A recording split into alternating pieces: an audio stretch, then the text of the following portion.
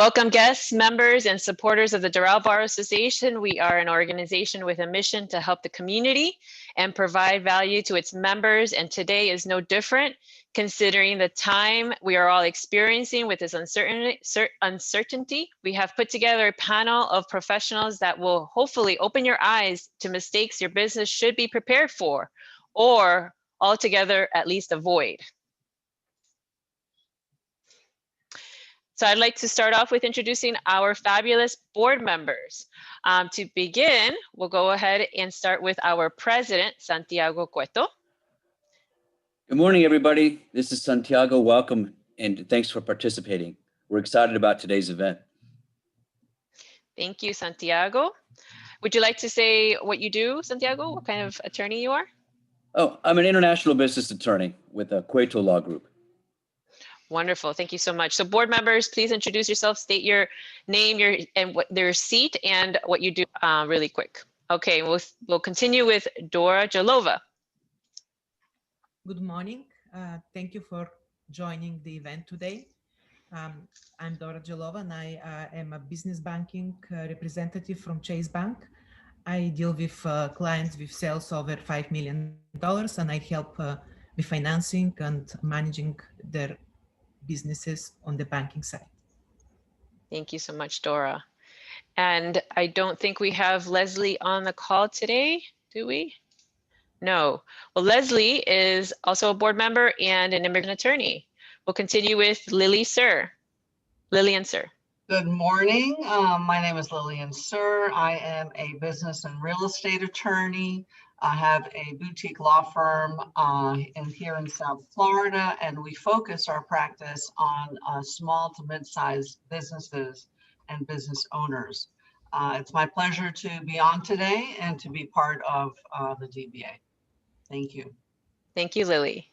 And we'll continue with Alex Vivas.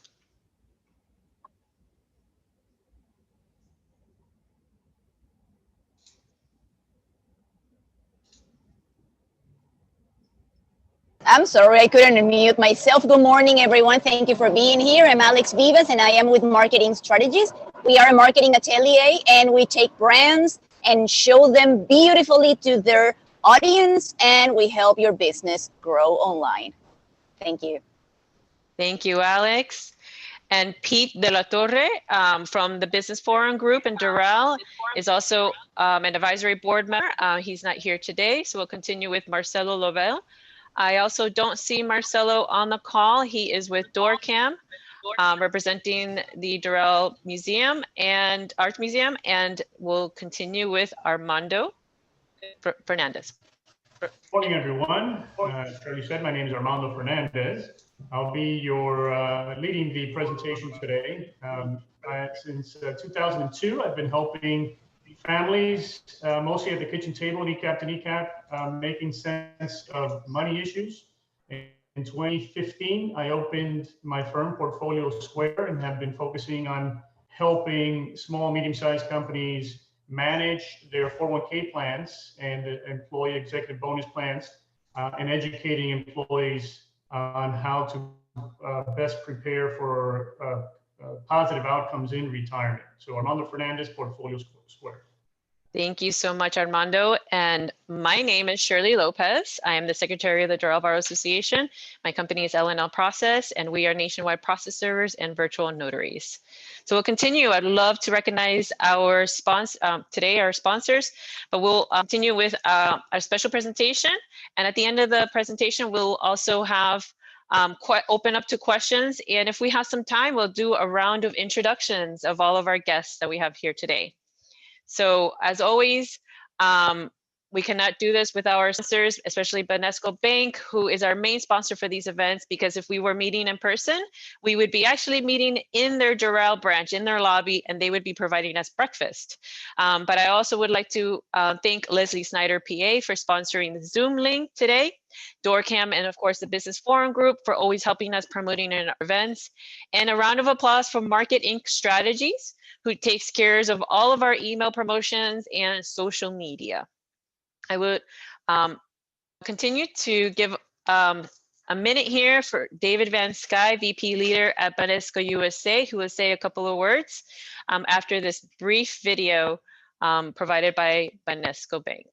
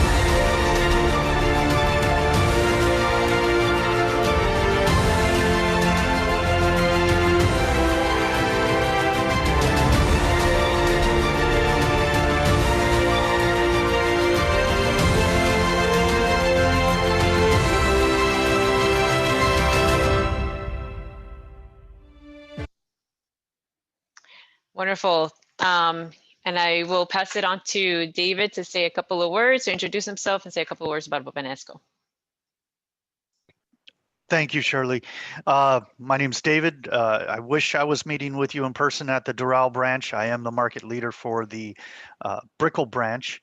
However, I do have a lot of business I do in the Doral area. I'm really looking forward to this presentation. Businesses definitely need to surround themselves with professionals in various areas, not with a particular CPA firm or a particular bank, but with actual professionals that know their business and give them advice and work with them closely and that they can reach out to. So with that, I'll hand it back to Shirley.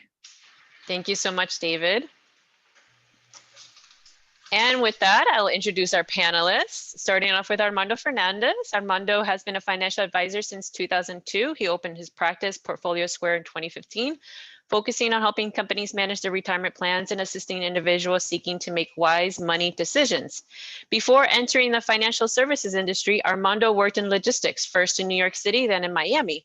He worked his way through college and served separate terms of active duty and reserves with the United States Marine Corps, having served during Operation Desert Storm. Thank you, Armando, for your service. Armando has a BBA degree with the City University of New York's Baruch College and holds a PPC, Professional Plan Consultant designation. Also, we have Lillian Sir. At heart, Lillian is an entrepreneur, a trait she shares with many of her clients. As such, Lillian started her own practice, Sir & Associates, in 2009 and has never looked back.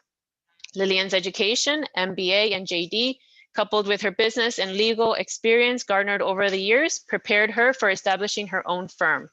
Prior to starting her own firm, Lily worked with two of Florida's largest and best law firms, Schutz & Bowen and Greenberg Traurig, practicing in the areas of real estate and land use. We also have Dora Jalova. Dora has over 2 years of experience at Chase and 24 years in financial services. In an effort to further enhance the service Chase provides business, Dora delivers a full array of banking solutions that help businesses grow, such as case management, credit solutions, and other business services.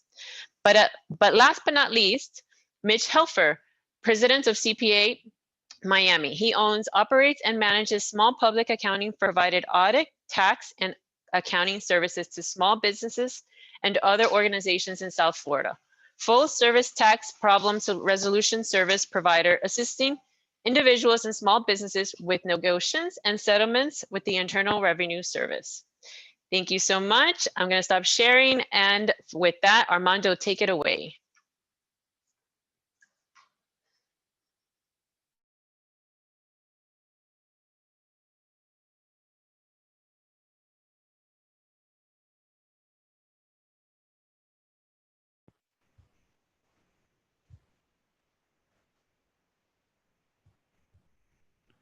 You're muted, Armando. Oh, okay. Can you hear me now? Now, yeah.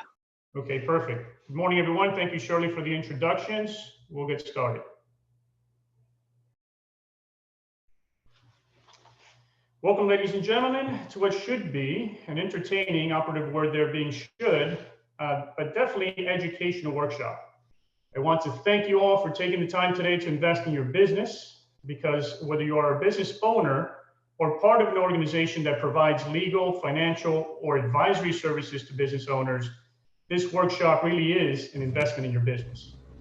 Now, before we get started, you should have opened a separate link to a risk barometer or printed out a hard copy. This is an interactive session, and you will need this as we go through some of these scenarios. So if you haven't done so already, please refer back to this morning's email reminder, and you will find the links to the risk barometer at the bottom of the email message. It should look something like this. This is the invitation. You click risk barometer online, or Armando, we don't see anything if you're sharing something. Okay. Can you see my screen now? No. Okay. Let's see. Can you see it now? You're not sharing. I'm not sharing. Okay, that's not good. Let's go back. Sorry, guys. Open this up and share screen. Okay.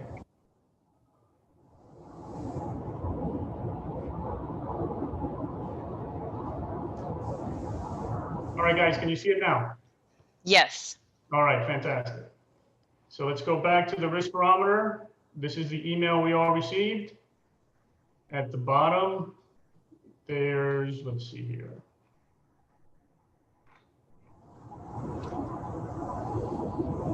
There's a link. Just click on that risk barometer,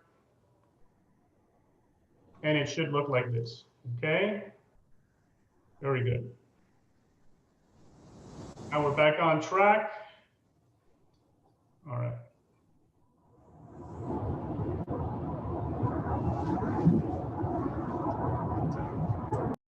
Okay. So we're going to take a look at businesses in a way that's different from anything you've probably seen before. This session is all about protecting your business, avoiding the 6 too common mistakes which can destroy your business and consequently affect both your and your family's financial well-being. This program was created by business owners for business owners because they recognize how important these issues are and how often they go unresolved.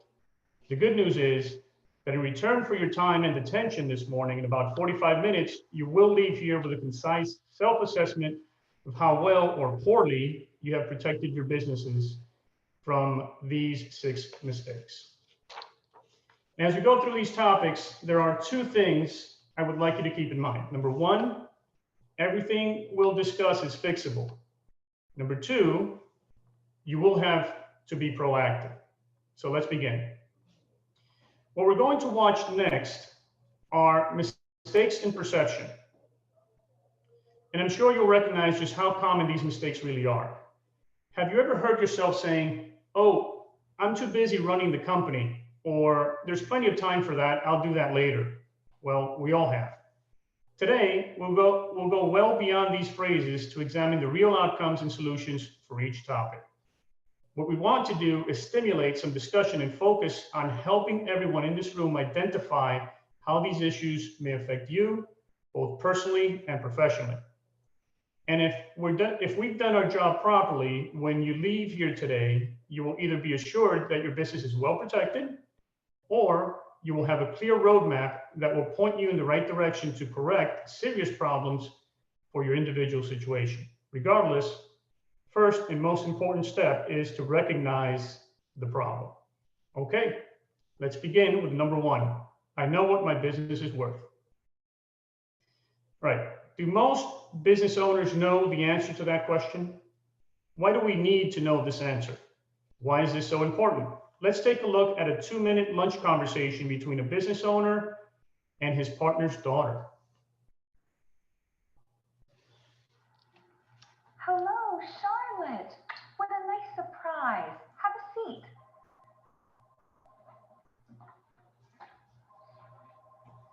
So how are you doing? Well, it's been pretty tough since Mom died. My kids and I miss her so much. She was always such a rock for all of us. I know, I feel the same way. Your mom was a heck of a business partner. I miss having her around to talk things over with. It's not easy making every decision on my own. I feel the same. That's why I wanted to talk with you. What do you mean? Well, my kids and I were all Mom had. You know that she helped us out financially. She always told me that in the event something happened to her, we'd be more than taken care of. Mom wanted me to be able to keep our home and send my 4 kids to college someday. And you don't think you can do that? No, Mary, I can't. Not from what your attorney told me I'll be getting from the buy-sell agreement. It doesn't seem right. As Mom's only heir, it seems like her share of the business should be worth more than that. Well, unfortunately, that's not true. Your mom and I had that agreement drawn up over 10 years ago. We never got around to updating it. It is what it is, Charlotte. What are you saying? I'm saying that there's nothing more to give. Unless, of course, I sell the business to raise some cash. But if I do that, you may get more money, but then I lose everything I've worked for all these years. I can't afford to do that. After all, I have my own family to worry about. Well, Mary, Mom always told me to do my homework. I think now, more than ever, that's just what I need to do. I've contacted my own attorney. I just want to make sure I'm getting what I'm entitled to.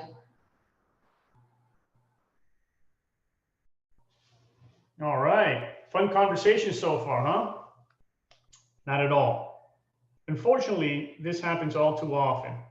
So in just 2 minutes, we've gotten a clear look at the issue here, or should I say issues. This is why we need to be careful, pay careful attention to each of these vignettes, because their messages and our reaction to them will help determine the continued health of our businesses. So let's ask this question. Which side of the conversation would you rather be on? The honest answer is probably neither, right? Let's talk about it for a moment. What do you think are the possible outcomes of a situation like this? I'll give you the first one.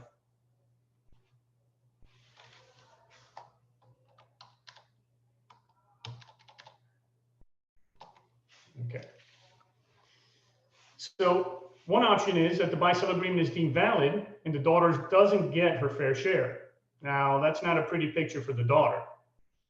Second possible outcome, the buy-sell agreement is not valid and the partner has to sell the business in order to settle the dispute or find additional money to settle with her deceased partner's children.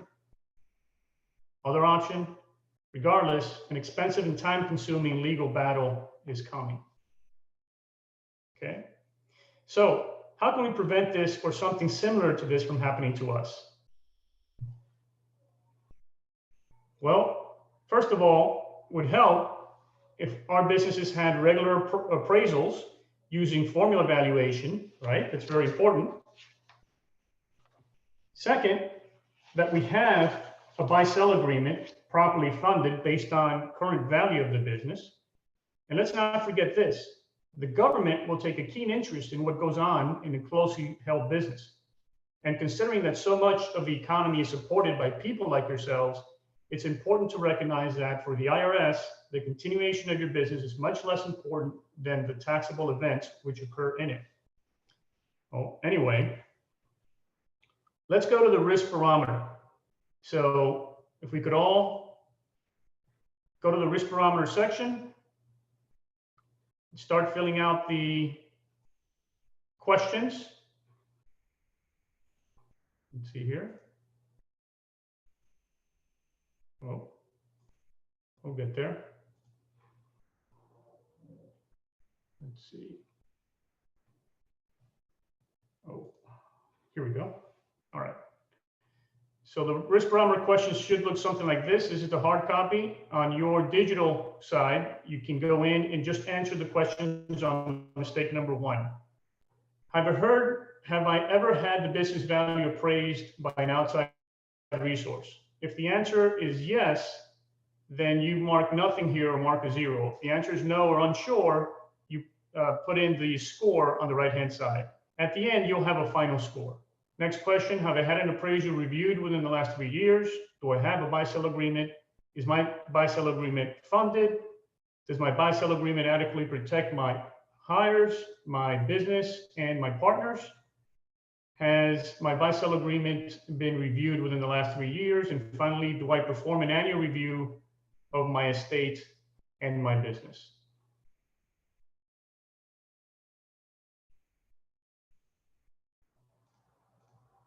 Let's see here. Okay. Very good. So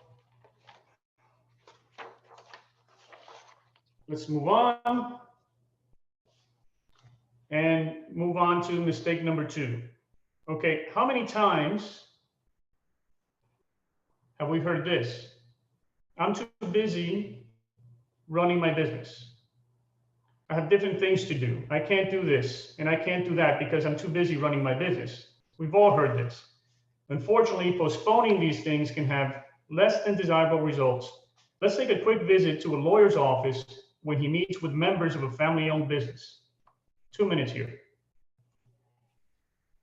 How are your children doing? They're great. Working with you is providing me more flexibility with my schedule, and I can meet their needs better than ever before. I really like it, and the kids like it too. Sorry I'm late, Maria. Putting out one of those legal brush marks. Hi, Louisa. Hello, George. Oh, good to see you again, too. How's Carlos coping with semi-retirement? That's fine. Spending all his time with his grandchildren, enjoying his time away from the business. Well, I'm sure he's proud of how you've been running things, Maria. So what's going on? That's what Louisa and I have been trying to piece together. We decided to take a close look at what formal documents exist, just in case something happens to Dad. Problem is, we haven't really found much. Well, that's because there's not much to be found. Whatever's in Carlos's mind has never been transferred to paper. Why is that, George? I mean, doesn't that leave the family and the business exposed to a worst-case scenario if something happens to Dad?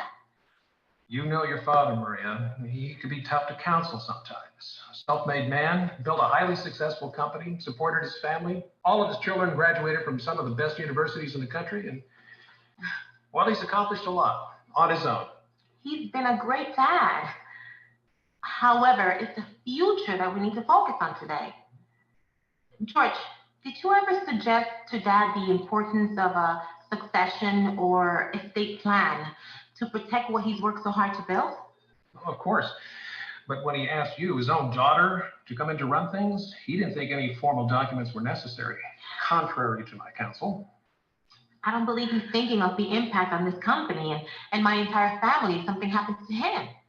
Well, the value of the company could drop with the loss of your father because he's still the majority owner. I don't know what legal issues, if any, your brothers and sisters might raise, but there could be some confusion here about your status within the company without a formal succession plan in place. That's a huge tax liability that could destroy the company if Carlos has a heart attack or something. Well, she's right. Several things could happen. And So the bottom line here is that my mother, my brothers and sisters, my position with the company, and the future of the company itself is totally unprotected if something happens to Dad? well, that's putting it rather bluntly, Maria, but hey, I've tried to get through to him, but you know your father as well as I do, Maria. He can be a very stubborn man at times.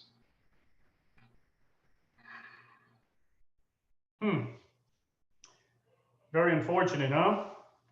But as surprising as this scenario may appear, it happens all too often, and not just to small and mid-sized companies. And regardless of the current tax laws, none of us wants to find ourselves resolving any possible issues here. Extremely large and profitable closely held businesses have been sold to cover the estate taxes triggered upon the death of the owner. Anyone remember what happened to the Joe Robbie Stadium? The Miami Dolphins and their stadium had to be sold in 1990 at Mr. Robbie's passing for lack of proper planning. And I'm sure you have examples of this here in the city of Doral and local areas. And as we saw, there are many ramifications to a business, besides taxes, that need to be taken into consideration.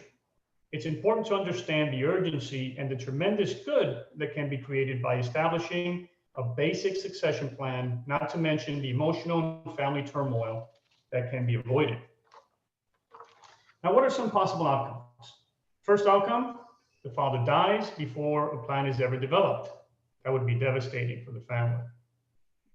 Second possible outcome, the family is forced to sell the business to pay the estate taxes.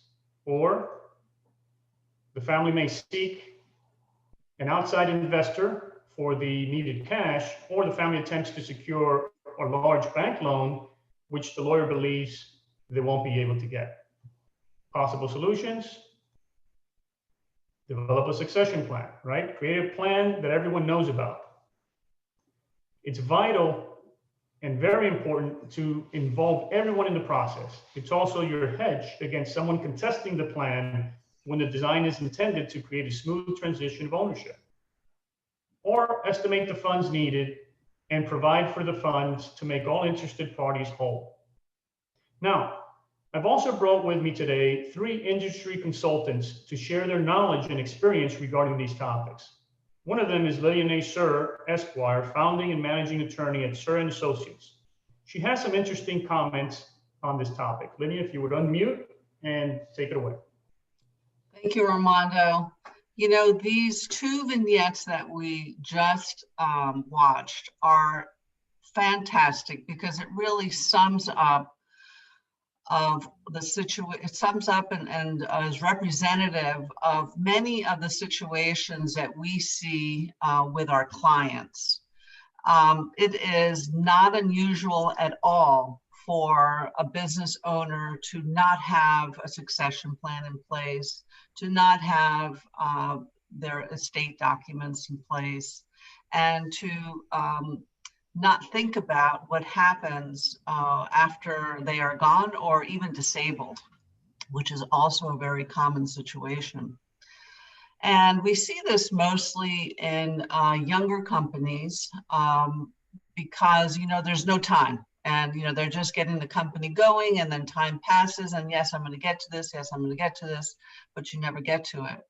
But we also see it in very well-established businesses. In fact, I currently have a client whose business has been around for 30 years, and the head of the company, the father, has been incapacitated. And no one knows where documents are, and everything is sort of muddled. There's no clear succession plan in place. So it's been a little bit of a work in progress to figure things out. We always advise our clients to have their corporate documentation in place. So for an LLC, that would be an operating agreement. For a corporation, that would be a shareholders agreement. This is where you have more than one owner. And these documents are very, very important because it lays out the playbook for all sorts of situations that may occur in the future. We see this a lot with partners who are the best of friends, and they decide to open up a restaurant. And yeah, they're best of friends at that moment and maybe the first couple of years, but then things get a little hairy and they might not be such best of friends. So the most important scenarios to plan for is, how do you get out of a business?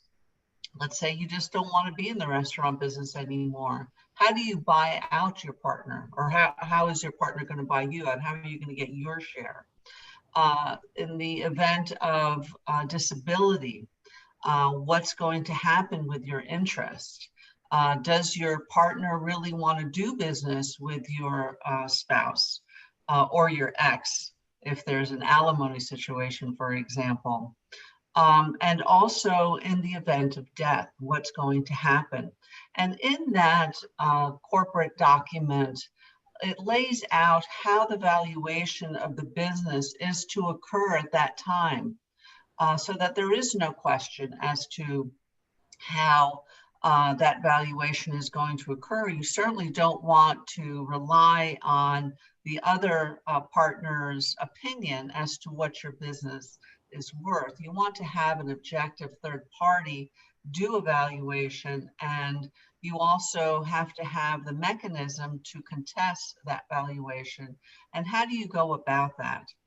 Also, this all goes hand in hand with your estate planning.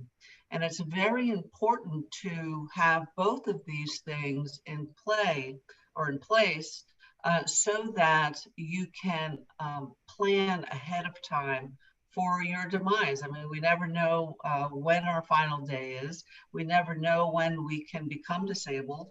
And we also want to make sure that our family is taken care of, and really also want to make sure that the company survives and it can continue on without you. That should be every business owner's thought up front, is how do I protect my business?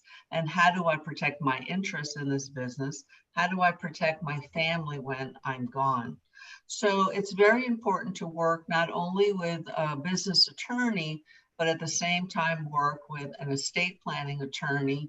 And as the CPA on today is going to also talk about, it's very important to bring your accountant into this picture to talk about what's going to happen in those different scenarios and what would be best for your estate or for your family as to, okay, am I going to sell this in a one lump sum? Do we have the ability as the remaining partner to buy out the other partner? How am I going to do that? Do we have key man insurance in place in case one of the partners dies? Do we have our estate plan? Do we understand it well enough? Do we want to sell this, our interest all at one time in a lump sum? So all of these things are very important. Here in this presentation, we talk a lot about buy-sell agreements, and those are good as well, but they should follow the same, or should include the same things that I just spoke about. Is it should look at all the different types of scenarios and prepare for those different instances. In our business and at Stern Associates, we work with our business owners in a comprehensive fashion so that when we are setting up businesses or when partners decide, you know what, it's time to put in writing what's happening. And we have a very in-depth questionnaire that we send to them so that they can start thinking about all of these different scenarios. And we also then bring in our trust and estates attorney to advise on that end as to what would be best for them and their family. And succession planning is sort of an art in and of itself. Sometimes there are many siblings that, you know, it's incredible what you see sometimes when someone passes away or is no longer in control. There can be a lot of infighting and jealousy, and you don't want to have to deal with that at the same time that you're dealing with the death of the head of the family, for example. So it's very important to have a succession plan in place. And I think, again, from a business owner's perspective, you always want your business to continue on without you. And so who's the best person to take the reins when you're not around or where you can't handle it anymore? You want to have that all in place so there's no questions and the business can continue on smoothly. And then also from the financial perspective, how is that all going to work, taking into account the rest of your family? So this is a really fantastic presentation today, I think, from the perspective of let's start thinking about this, let's plan ahead, and let's not find ourselves in a situation that will put our business in peril. Well, thank you, Lillian. Lillian raised many good points here. Is there really anything else that needs to be said? Well, not having a proper operators and shareholders agreement to pass on a business value to your loved ones or your partners can be devastating to both. Not protecting your business against an estate tax event can spell disaster for your company and your family. And how do you know if you're properly protected? Let's take a look at your risk barometer. If you have the digital format, it'll look something like this. Just make sure you click on all the answers. This is number one. I'll move on to number two.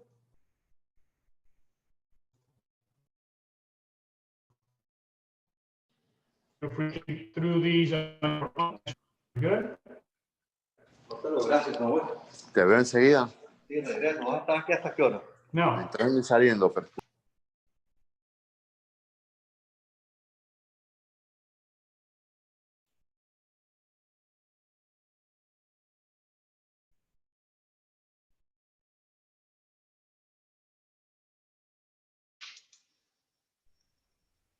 Armando, we can't hear you. Good. So now let's move on to mistake number 3.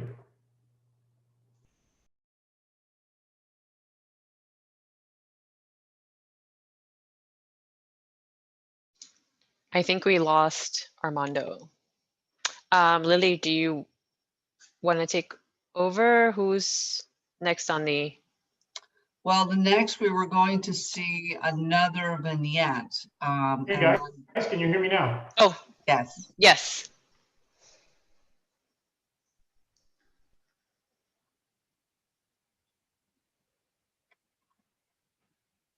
I think Armando is having technical difficulties. Who is next? Dora? Here's Can Armando. you see my screen? We can't see your screen and you're frozen. Can you hear me now? Not very good. Hello? Not very good? Sorry about that, guys. Yeah. We're wrestling with technology this morning, and hopefully we'll resolve it. If not, tell me if you hear me a little bit better. Well, now we hear you. Yeah. Okay, perfect. So let's battle through this and see if we can get through the next section. All right. So the next topic is that'll never happen to me. Now picture this scenario. One of the owners for a growing restaurant has fallen ill, and the remaining team have been picking up the slack. Here's an interesting conversation between the other owner and a key employee at the worst possible moment. So busy tonight. It's been a crazy week. Yeah. Armando, we can't see anything. Everything okay? Okay, hold on. Okay, let's go back. I know you've been working. And let's see, maybe if I click share. I think I may have lost that when we came on. Let's see here.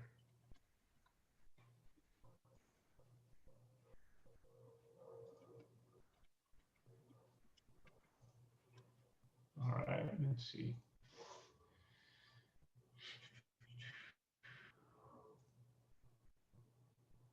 And do I have the control? Let's see here. Participants record. Can you see my screen, Shirley? No, we can't. Oh, we can see your screen. You cannot. Okay. Nope. Jerry says that he can show his video. Is Jerry on? There. Now we see it, okay. Fernando. I mean, All Armando. right. Okay, so let's continue then with video number 3. Let's see here. And let's go back.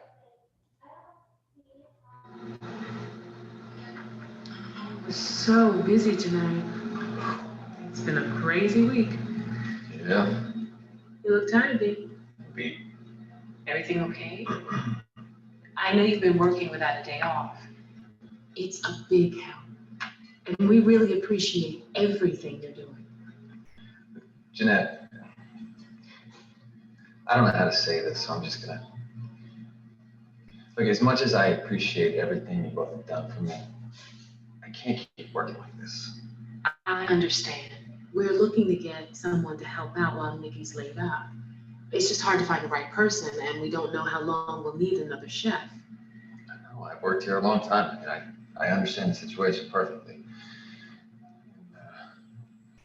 All your money is in this place. And I know this restaurant's the only thing supporting Mickey and his family. It's been incredibly hard on everyone. Nikki's so young. It's just that I'm running the kitchen, right? But it's not my shop.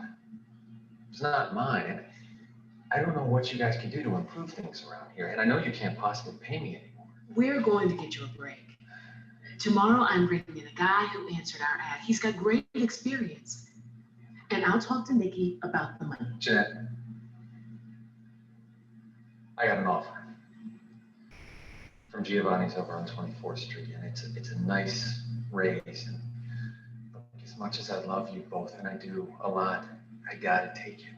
I mean, Anne Marie's due in September. I was gonna tell you last night, but you had to leave early. I'm gonna go over and talk to Nikki in the morning if he's up for it. Tell him that. I'm really sorry. I can stay for 2 weeks. The folks over at Gio's, they're real nice, and they know what's going on with Nikki. Look, I gotta be up early and meet Marlon. We got a big delivery coming in. So, see you tomorrow.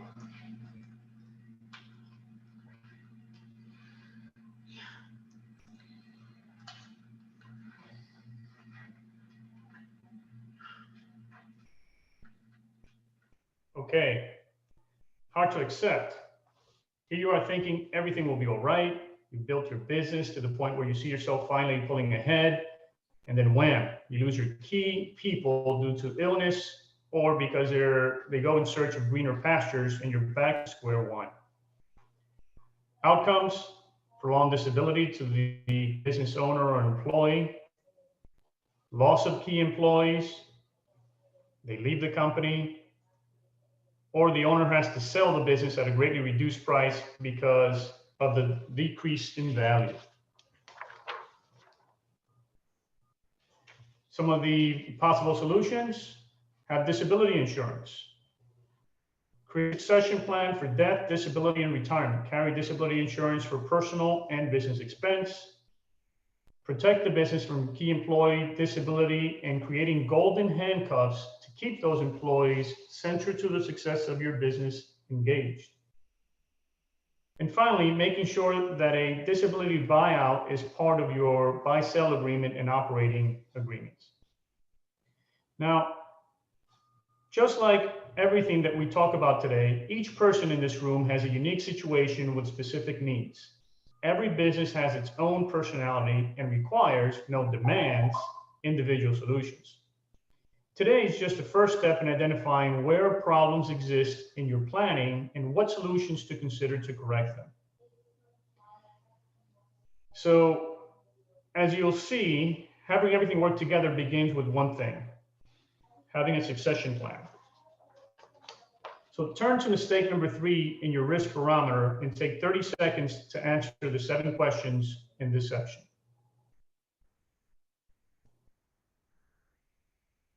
Do you have a formal succession plan prepared or on file? Does your succession plan have a provision for disability? Do you involve key employees and family members in your succession planning?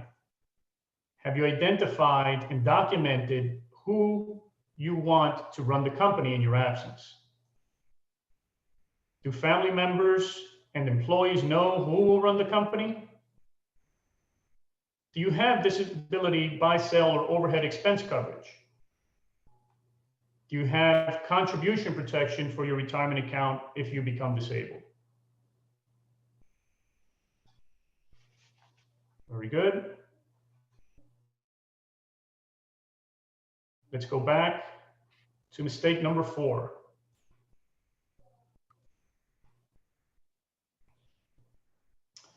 All right, there's plenty of time for that. And let's, before we run this next vignette, ask yourself a question. As a business owner, when and how you transition from full-time to semi-retirement or full vacation mode?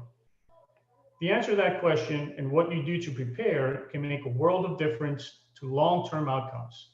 Let's see what happens here.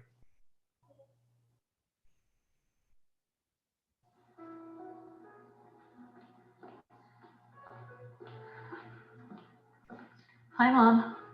Hi, Cheryl. How was lunch? It was fine. Could I interrupt for a minute? Sure. What's on your mind? Do you remember my friend from business school, Jeff Morgan? Wasn't he the fella who works for his father in that manufacturing firm across town? Worked for his dad, past tense. He doesn't work there anymore. What happened? Well, Jeff's father wanted to retire, but unfortunately, all the money was tied up in the business. So guess what he did? He sold the company right out from under his own son. Now Jeff's out in the cold. Oh, what a shame. Didn't Jeff want to take over the business when his father retired? Yes, he did. Just like I want to take over this business when you retire. Whoa, whoa, I'm not ready to retire just yet. I know you're not, Mom, and I don't want you to. It's just that I think we can learn a lesson from what happened to Jeff and his dad. Jeff's dad put all his money back into the business. He never created other sources of income for his retirement, so we really had no choice. He had to sell the company. Are you telling me I'm in the same boat as Jeff's dad? That's exactly what I'm telling you, Mom. But we can avoid the situation that happened to Jeff and his dad if we develop a plan now to avoid problems in the future when you do want to retire. Well, I have 15 or 20 more years in this business, don't you think? Yes, Mom. And Mom, you need to use the good years to develop a plan so that when it does come time for you to retire, you have enough money to live on and we don't have to worry about enough.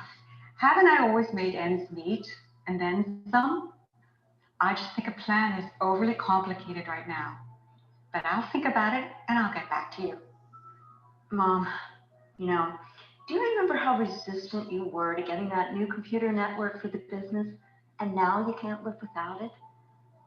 Let's develop a plan for funding your retirement now instead of later.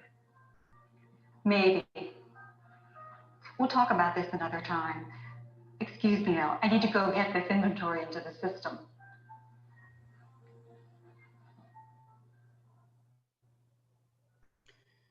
Well, the daughter certainly tried to get through to her mother, right? Was she successful?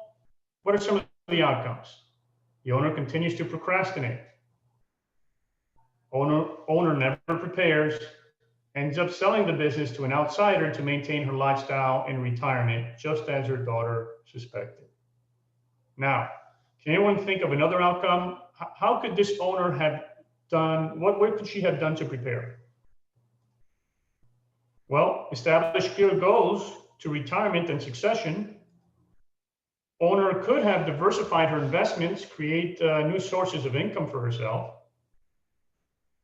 She could have established a buy-sell agreement with her daughter to her and her children's benefit. So bottom line, don't procrastinate, educate yourself. Sometimes when people say, let me think about it, they're really saying, I don't have enough information.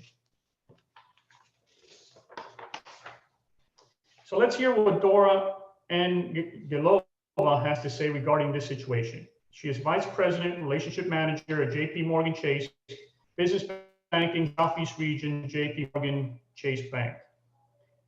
Dora, please unmute yourself and take it away. Hi.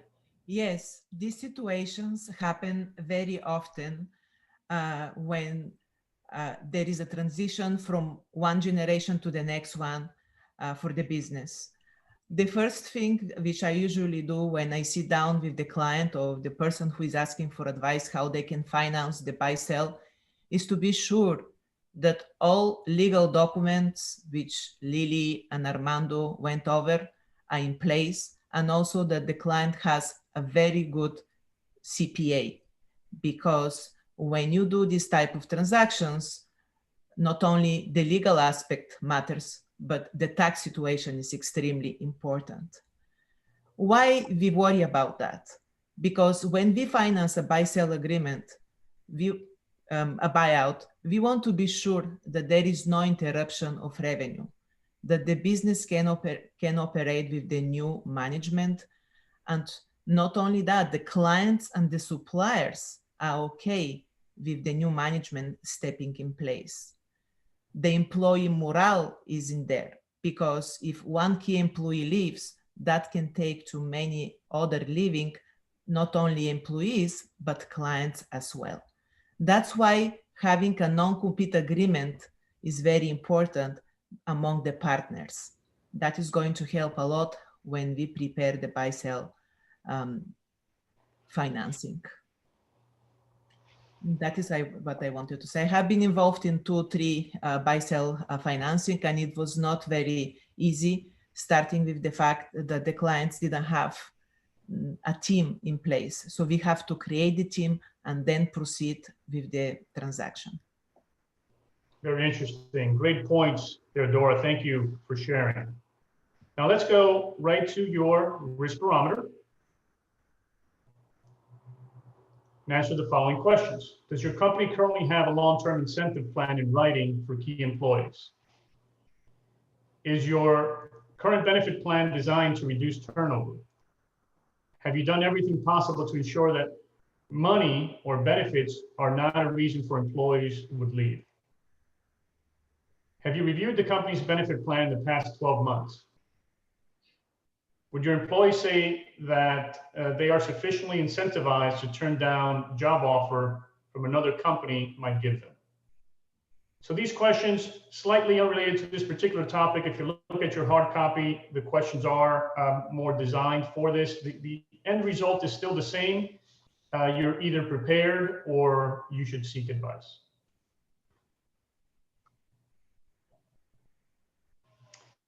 So mistake number 5, my business is my retirement. If you consider the baby boomer generation, you see why this topic is so critical. Over 2,100 business owners leave their companies every day, and this will continue for the next 10 years.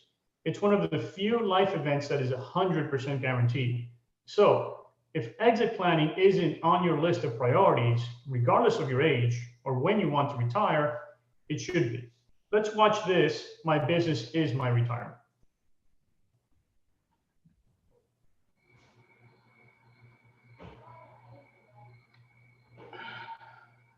Hey, honey, what's going on? Can't sleep? I guess. The business has been absolutely crazy, Keith. We're getting strong-armed on pricing from all of our accounts. The imports are killing us. We can't compete with them on price. What's going to happen? Have any of your big accounts walked away from you? Lost another one today, Jameson Industries. I'm just sick about it. Don't know if there's anything I can do anymore. I'm just... Liz, you worked so hard all these years. It just doesn't seem fair that now when you're ready for retirement, you're getting the rug pulled out from under you. Did you ever hear that old expression? Timing is everything. You know, if I just picked up, pulled out and sailed away from it all 5 years ago, we would have been okay. But no, I had to stick it out. Now, don't be so hard on yourself. You did what you thought was right at the time. Can't you get some money out of the business now? Yeah, that's what I'm trying to figure out, Keith. You know, we've got all of our money tied up in this business. I was trying to sell it to fund our retirement. But now, trying to find a buyer in this global economy, it's practically an impossible feat. If I am able to sell, it'll be a fire sale, honey. The price I get won't fund much of a retirement. We'll figure it out. We always have. I could kick myself for not listening to my father. He kept telling me, move on, more investments, diversify. I can just hear him now. Liz, don't put all your eggs in one basket. It seemed so trite at the time, but oh, how right he was. Honey, you can't look back. We've got to concentrate on what we can do now with what we've got. But that's just the point, Keith. I don't know what I've got anymore.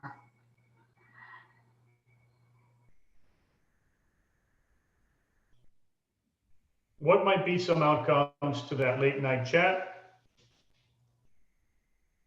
The owner may need to delay her retirement, given the devaluation of her company. Plenty of folks are doing that today. What else might happen? An undesirable outcome might be that the owner needs to sell the business at a greatly reduced price, compromising the lifestyle that she and her husband were looking forward to in retirement. Some possible solutions.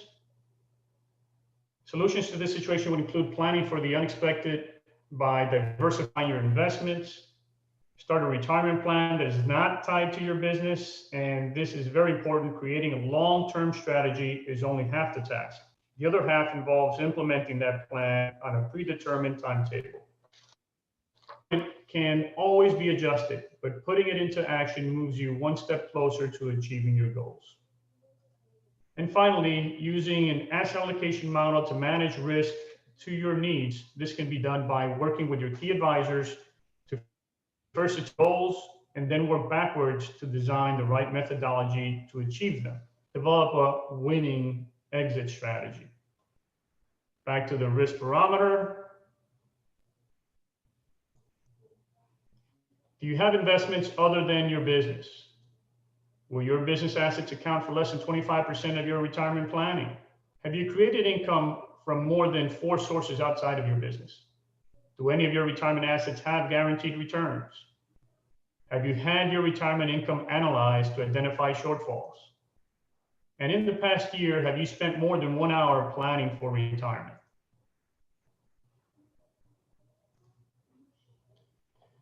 Finally, every business owner I know complains about the taxes imposed on a closely held organization. But the idea that everybody has to pay taxes is a bit of a generalization. You, yes, may pay taxes, but how much you pay is up for debate. Let's check in on a meeting between a business owner and her advisors. Thank you, Rob. I really appreciate your time. Okay, now that legal and accounting are out of the way, and before Jake shows up, here are my thoughts, and I'm willing to bet Jake would agree with me. Over the past year, you've successfully integrated Cypress Telemarketing into your company. Now, we're moving ahead with establishing the new legal entity for the expanded organization, but because of the profit that ended up in your corporation, even with your deferred comp and the profit sharing plan, we have a serious tax liability we can't avoid. I know, and this is really working on my nerves. I mean, what's the point of growing this business if all I do is give more and more money to the government? This is a disincentive. I'm tired of sending my hard-earned cash to Washington. Look, Tony, profitability's up. If the company is enjoying a sustained growth cycle, healthy expansion, and you, my friend, are a year away from 63. If you think the tax bill you paid this year was uncomfortable, wait until you exit the business. And that tax bill will come at the wrong time in your life. Quit trying to cheer me up. A written exit plan for the business is no joke. And since you're upset with the current tax scenario, we need time to build a plan so you successfully exit this business with your wealth intact. It doesn't mean you're walking out the door tomorrow. It's about leaving when you want to. If you're gagging on this year's tax, you would choke to death if you had to sell the company today.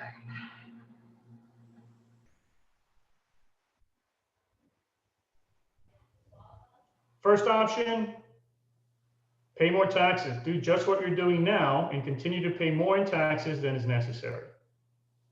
or we can implement a strategy to keep more of what we work so hard for ourselves.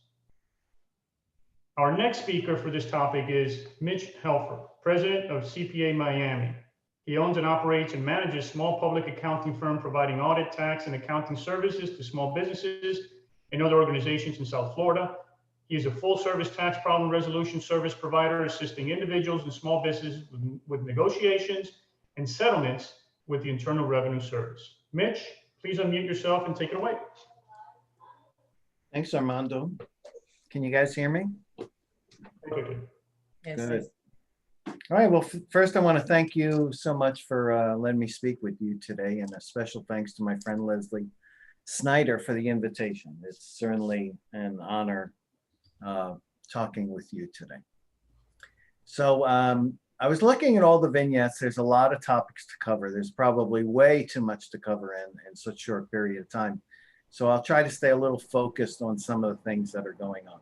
One thing I think is very important, as I was explaining to the panel earlier, there's been more talk on selling businesses in the past 6 weeks than I've seen in the past year.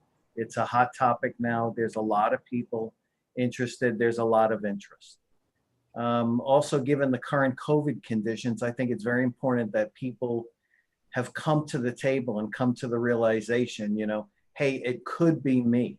It's certainly a possibility. There's a lot of deaths on the table. There's a lot of things going on. We really don't know what will happen next. And I think the exposure now is greater. And hence, that's why I think there's a lot more interest. So they asked me to speak to you about the seller implications on selling a business. So first of all, from an accounting point of view, there's 2 points. The CPAs can represent you as a buyer where you're looking to acquire, or as a seller where you're looking to sell. And the CPA's work that we actually do is quite different in the two. In a buyer situation, you're mostly performing due diligence procedures to make sure that the business is worth what the seller says it's worth and helping to structure the deal so it goes through. On a seller's perspective, it's much different because you're really structuring your work on the ultimate agreement and tax implications. So when someone sells a business, the first consideration is whether it's an asset sale or a stock sale. So when you sell a business, let's say you own a company and it's Acme Inc. So you could sell Acme Inc. as itself as an entity, and that has one set of implications. Or you could sell all the assets of Acme Inc., and that's a totally different scenario. In most cases, the sales will be structured as asset sales. And the reason is there's a lot of things going on that the purchaser would have to assume if he bought the stock. In some cases, you have to do that anyway, because maybe the selling corporation or the target is more commonly referred to, has certain licenses that you need to acquire in order to operate. But in most cases, that's not the case, and it's a sale of the assets. So when there's a sale of an asset, you know, naturally, as you know, you pay taxes on the gains. So the question is, well, what are those tax rates and what is it that I'm going to pay? So one of the most important parts of the negotiation is each of the assets is classified differently, and some have different rates of taxation as opposed to others.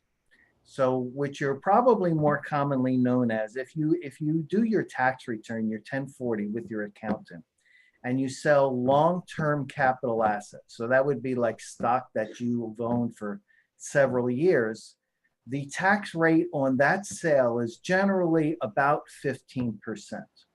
On the other hand, if you own a company and you make a lot of money, you're generally taxed at ordinary tax rates, and the more you make, the more you're taxed. So generally speaking, it could be as high as 40%. So as part of the negotiation for the seller, you want to structure the assets, structure the sale in such a way so that you identify those assets that you're selling that have a better benefit for you. Unfortunately, it's a double-edged sword because where sometimes it's better for the buyer to structure it one way, it's worse for the seller and vice versa. But not in all cases. There are several asset classifications that really does not hurt one party or the other, but helps the other one. So that's kind of important. There's a form the IRS puts out. It's called an asset acquisition statement. I looked it up before. I can't remember the numbers. I think it's 8594. And it has 7 different classifications. And depending upon what you're selling, fits into those classifications. It is a required form on the sale of a business such that you, the taxpayer, are reporting something consistent with the other taxpayer, whether that be the buyer or the seller. So that's one of the key aspects that happens. There are other planning ideas as well. So probably the second most important idea is how will the sale be structured? So let's say you have a business worth $1 million. It's very rare that people come to the table and say, I got $1 million, here's the cash, go take it, go spend it any way you want, you're done. It really doesn't happen. Usually there's a buyout period, and that period could be as short as a few months, and it could be as long as 10 years, but generally it probably approximates 2 or 3 years. So in a 2-year payout, you may not be in the same tax bracket now as you were 2 years from now. So it might be more advantageous for you to structure it in such a way to report the profits in those periods in which your tax bracket is lower, or simply you may want to defer the payment of the taxes so you don't have to pay it now. So for example, if you had a 2-year payout and part of the sale was this year, and maybe you received 25% of the proceeds up front, you would recognize 25% of the profits now. Maybe in year 2, it would be another 50%. You would recognize it then. And then in the final year, you could recognize it then. Mitch, we have about 10 seconds left of this section. So, all right. So I'm rushed. That's it. I wish you guys all the best of luck with everything that you do. There are other strategies. If you have more questions, feel free to reach out to me. Thank you. Wow, that was fantastic. Can you tell that Mitch knows what he's talking about? We certainly received a lot of meat there. Let's turn quickly to your risk barometer. Yes, Mitch, you want to say something? No, I said thank you for that. Okay, perfect. All right, so have you determined your financial goals? Are you proactively planning to deal with changes in your tax laws? In the tax laws? Do you have a financial advisor working with you? Does he ask all the right questions and put a team together to make sure that you're provided with the correct solutions? Will any sources of your retirement income be received tax-free? Do you have a formal exit plan for your business, and is it written down? Very good. So when you're done, copy the subtotal on your form if you're using the hard copy, or simply click next. It will give you your score. So my score was 123. Anything above 68, we're probably getting into the danger zone, and we should seek advice from our experts. And for those of you receiving a score of 102 or above, your level of risk is severe. It is vitally important that you immediately begin a comprehensive examination of your business, what you currently have in place, and begin to develop a step-by-step plan to protect what you have worked so hard to build. Your plan should be based upon long-term goals with specific steps and clear exit strategies. What is that Chinese proverb? The longest journey begins with the first step. Take that first step now. You feel a lot better when you do, and your business as well as your family will thank you for it. So reach out to your trusted advisors and get started on charting your own path to more successful outcomes. And if you're an advisor to the small business community, now is the time to reach out to them. They are in great need of sound planning. That concludes our presentation of Business Killers, avoiding the 6 mistakes that can destroy your business and your future. I hope you learned something about your business and where you need to protect it to ensure your continued success. Feel free to reach out to us if you have any questions about this presentation or know of someone who could benefit in hearing it. We look forward to seeing you at our future events here at the Doral Bar Association, and perhaps joining our organization and working in one of our committees. I wish you all continued success with your business. Feel free to continue filling out this information and you'll get a concise report with your results. And with that, Shirley, the floor is yours. Thank you so much. Great information. It was an eye-opener for me as a business owner. I definitely did not score very well on that, but I learned a lot of interesting things and a lot of things that I need to think about. So thank you so much, Armando. You can stop sharing. We'll go ahead and since we're actually over time, but if anybody, any of their guests want to say hi, introduce themselves, can say so now. Yulenis, Jerry, everyone's dropping off really quickly, so I'm not sure if anybody wants to say anything. Adriana Garcia, if you guys want to say something, you can go ahead and introduce yourself. If not, we'll go ahead and conclude. And thank you so much to the panelists, Armando, Lily, Mitch, and Dora. And we will have this replay, so we will go ahead and send it out as well. Okay? Thank you, Shirley. Great presentation. Thank you all. Thank you, David. All right. We'll go ahead and conclude. Thank you so much.